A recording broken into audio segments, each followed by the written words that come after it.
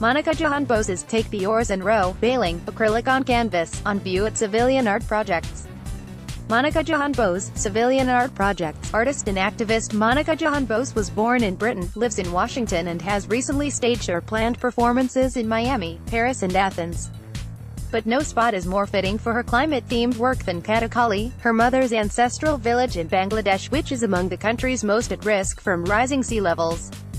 Weather the Storm. Bose's Civilian Art Projects show includes the contributions of women who live in Katakhali, near the swelling Bay of Bengal. In the middle of the gallery hang handmade saris, previously used in performances and decorated with a wood-block printing method that Bose learned in Katakhali.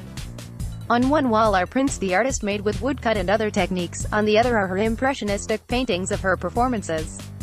These are documented by 2 videos of her waterfront rituals, one of which occurred along the Anacostia and involved homeless women from Calvary Women's Services. Much of the visual imagery involves water, fish or fabric. Bose draws from the poetry of Rabindranath Tagore, the Nobel Prize-winning Bengali author whose lyrics were adapted for the national anthems of both India and Bangladesh. Bose gives a Tagore song a feminist tweak, changing boatman to woman. The suspended saris include comments written by the artist's female collaborators, including Bangladeshi women who didn't learn to read and write until they became adults. The paintings, all horizontal, feature blue seas and swirling pink saris.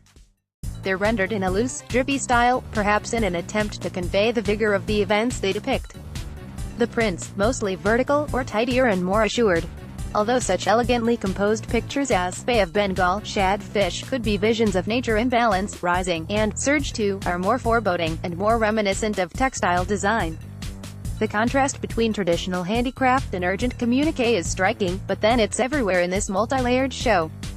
Monica Jahan Bose, Weather the Storm through April 21st at Civilian Art Projects, 4718 14th, St. NW, 202-607-3804, civilianartprojects.com. A work by Carrie Downey and Queer Tropics, a Transformer.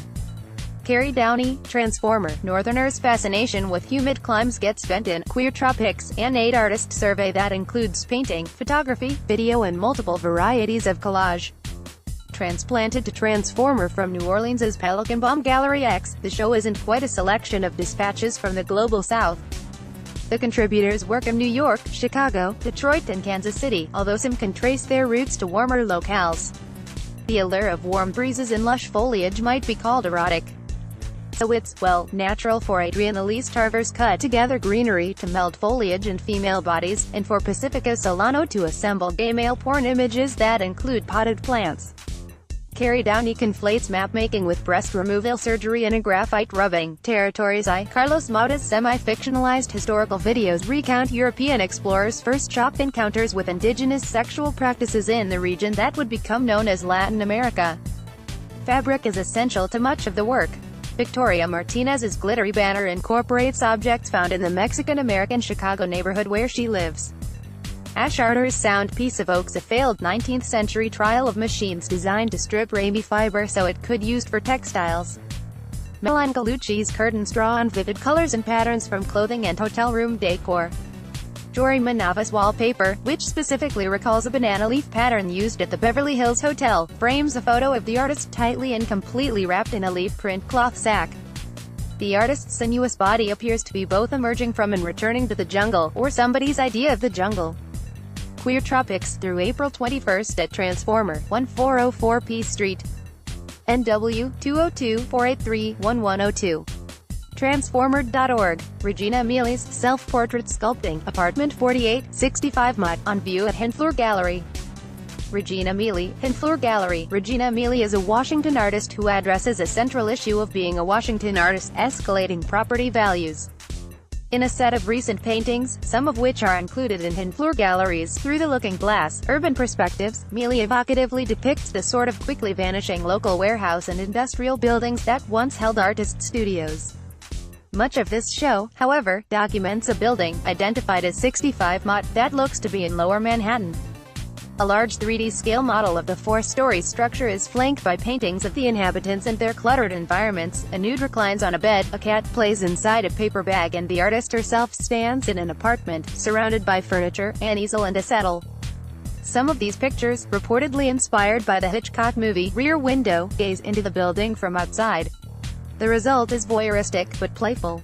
Milia's sketches of the views from the trains that hurtle from D.C. to New York are impressionistic yet gritty. Her Mott Street paintings, however, usher naturalism into a dollhouse-like setting. Regina Mealy, Through the Looking Glass, Urban Perspectives through April 21st at Enflure Gallery, 1241 Good Hope Road. SC 202-365-8392, onfluregallery.com. David Feblin's Silent Movie, on view at Susan Calloway Fine Arts. David Febland, Susan Calloway Fine Arts, a world traveler who maintains studios in New York and Arizona. David Febland often portrays people on the move. Accidental Couple, the largest painting in his Susan Calloway Fine Arts show, is characteristic in style and mood, if not setting. It observes a man and a woman pushed against each other in a subway car, an image that gently combines humor and discomfort. So do pictures such as Road Trip, in which a woman in a traditional bridal gown sits next to a disabled RV, somewhere in Big Sky, and Abundant Cloud Country. The latter painting is among many that document life on or near secondary highways. The selection includes a half-dozen smaller pictures of battered small-town buildings, neglected if not abandoned structures that Febland calls relics of empire. Like the larger canvases, these vignettes feature intriguing details that encourage a closer look. Such inspection also reveals that the artist's brushwork is looser than it appears from a distance. Febland carefully examines the scenes he memorializes, but he strikes a keen balance between specific detail and overall impression. David Febland through April 21st at Susan Calloway Fine Arts, 1643 Wisconsin Avenue.